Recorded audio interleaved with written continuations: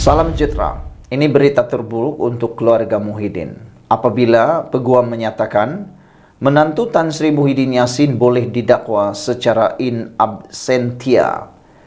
Walaupun sebelum ini kita ketahui menantu Muhyiddin Yassin ini telah pun gaib entah ke mana selepas adanya siasatan dan pendakwaan terhadap beliau. Sehingga hari ini belum balik lagi ke Malaysia. Dan itulah kita mengharapkan Muhyiddin Yassin sebagai penggubal Undang-Undang Malaysia ahli parlimen yang menjunjung Undang-Undang Malaysia yang telah bertaat setia sumpah untuk mempertahankan dan menjalankan perlembagaan Undang-Undang Malaysia ini dengan sehabis baik. Beliau patutnya menggalakkan, menyeru, menyarankan, mencari menantu beliau ini supaya pulang ke Malaysia. Karena secara tidak langsung, perbuatan menantu Tan Sri Muhyiddin Yassin yang menghilangkan diri dan tak pulang-pulang ke Malaysia lagi ini, membuatkan nama baik Tan Sri Muhyiddin Yassin turut terpalit menjadi buruk. Dengan kata lain, terpalitlah Muhyiddin dengan tai yang dibuat oleh menantunya ini, yaitu telah pun melarikan diri daripada Malaysia. Jadi daripada terkena terus tempias buruk itu, lebih baik Tan Sri Muhyiddin Yassin memaksa, menyeru, merayu supaya menantu kesayangannya ini pulang ke Malaysia semula untuk menghadapi pendakwaan. Walau bagaimanapun disangka anak Tan Sri Muhyiddin Yassin ini tak boleh didakwa di mahkamah. Rupa-rupanya kata peguam menantu Muhyiddin Yassin tidak akan terlepas pada pendakwaan dengan cara membuatnya secara in absentia. Mahkamah boleh memulakan prosiding pendakwaan secara in absentia tanpa kehadiran tertuduh ke atas ahli perniagaan Datuk Seri Muhammad Adlan Berhan jika mendapati pendakwaan berjaya menunjukkan ia sudah mengambil segala langkah untuk mengesan dan membawanya ke muka pengadilan. Peguam Fahmi Abdul Muin berkata, mahkamah juga boleh memberi peluang dahulu untuk menunggu kehadiran Muhammad Adlan, tetapi ia boleh menggunakan pakai Seksyen 425A Kanun Tata Cara Jenayah jika mendapati pendakwaan sudah mengambil segala langkah demi kepentingan awam dan keadilan. Katanya, peruntukan berkenan menyatakan, jika waran tangkap sudah dikeluarkan dan mahkamah berpuas hati terhadap tertuduh sudah melarikan diri manakala pendakwaan sudah menunjukkan segala usaha mengesannya, maka mahkamah boleh meneruskan perbicaraan tanpa kehadiran tertuduh. Antara langkah yang diambil termasuk mengeluarkan waran tangkap dan notis individu yang dikehendaki, bekerjasama dengan Interpol untuk mengesan suspek dan mengenal pasti serta menanda password milik individu terbabit bagi perhatian khusus. Adalah penting untuk menunjukkan agensi penguatkuasaan seperti SPRM sudah melakukan segala usaha yang munasabah untuk mengesan individu terbabit, katanya. Mengikut peruntukan itu juga, proses perbicaraan akan berjalan mengikut proses seperti biasa seolah-olah tertuduh hadir di mahkamah, dan jika perbicaraan diteruskan, mahkamah boleh membuat inference buruk melalui fakta bahwa tertuduh melarikan diri mengikut Seksyen 114 dalam kurungan G Akta Keterangan, katanya. Fahmi berkata, peguam bela boleh terus mewakili tertuduh dalam perbicaraan ini in absentia, dan jika tiada peguam, timbalan pendakwa raya masih boleh meneruskan kes berkenan. Katanya, jika perbicaraan dijalankan dan mahkamah mendapati pendakwaan berjaya membuktikan kes, ia boleh menjatuhkan hukuman terhadap tertuduh atau melepaskan dan membebaskannya jika mendapati pendakwaan gagal membuktikan kes prima facie atau melampaui keraguan munasabah. Peguam itu menjelaskan, jika ada pertuduhan penggubahan wang haram dikenakan, mahkamah juga boleh membuat perintah melucut hak harta yang disita dan dibeku.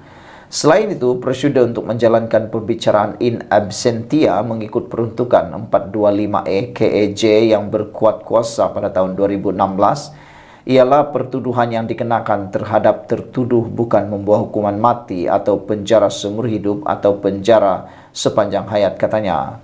Sementara itu, Peguam Muhammad Hanafi Katri Abdullah berkata, walaupun pendakwaan in absentia jarang berlaku, Pendakwaan terhadap Muhammad Adlan yang juga menantu bekas Perdana Menteri Tan Sri Muhyiddin Yassin yang masih belum kembali ke tanah air untuk berdepan tuduhan termasuk pecah amanah boleh dilakukan mengikut undang-undang.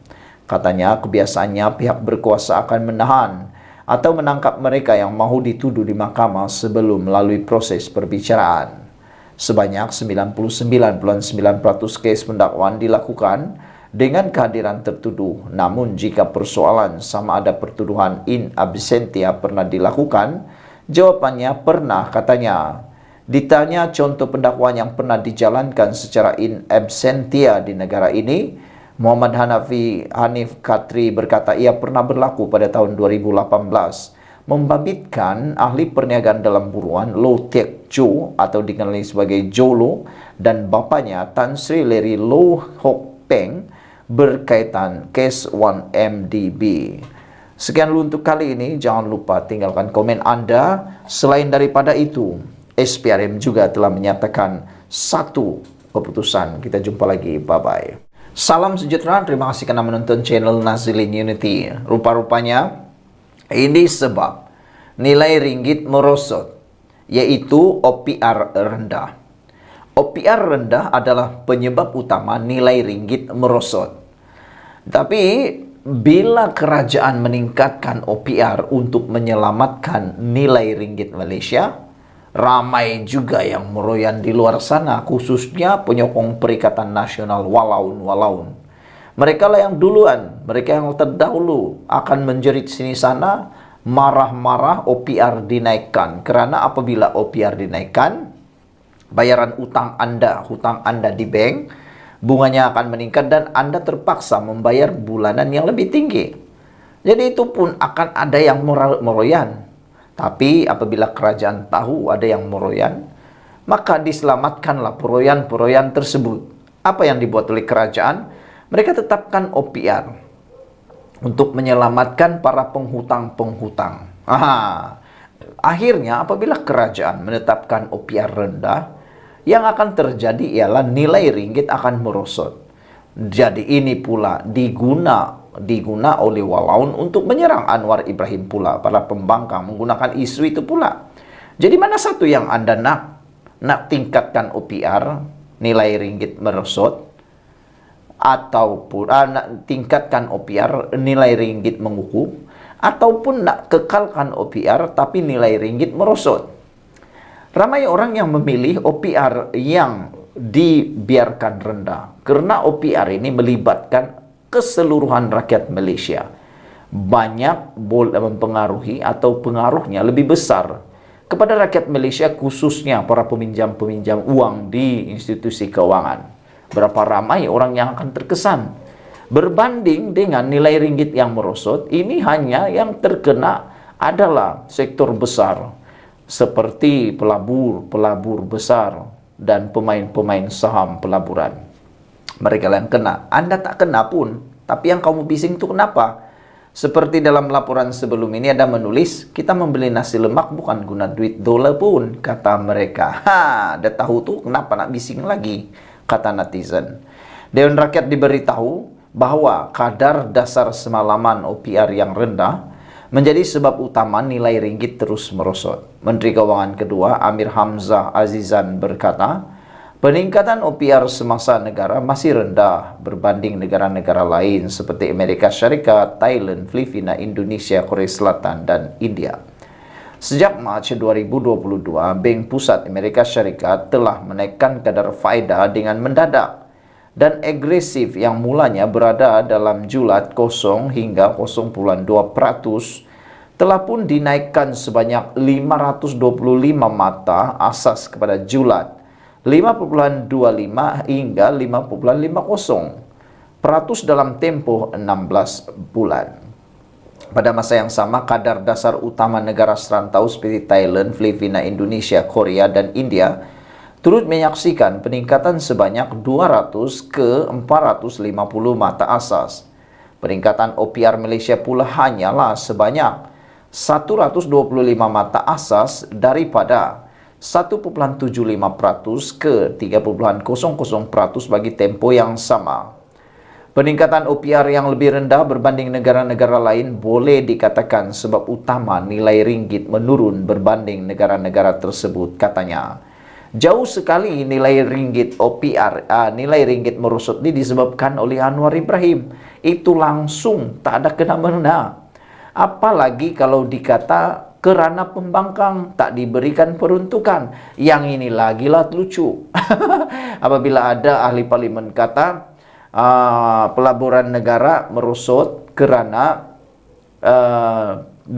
pembangkang tidak berikan peruntukan, yang itu menjadi lauk kepada netizen, khususnya kerajaan, penyokong kerajaan. Kata mereka, apa kaitan pembangkang tidak diberikan peruntukan dengan nilai pelaburan? Lagi pula kata mereka, mana ada nilai pelaburan merosot? Anwar Ibrahim mencatatkan pelaburan yang meningkat paling tertinggi dalam sejarah. Jadi tiada kena mengena dengan apa yang dinyatakan oleh ahli parlimen PAS tersebut.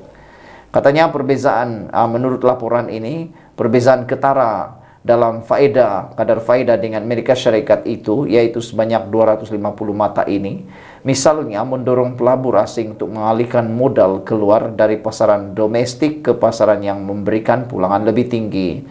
Dia berkata demikian ketika menjawab soalan Lim Guan Eng, Bagan PH, yang bertanya faktor-faktor yang menyebabkan penurunan nilai ringgit. Menurutnya, sekiranya OPR dinaikkan untuk mengukuhkan ekonomi atau ringgit, ekonomi negara akan terkesan.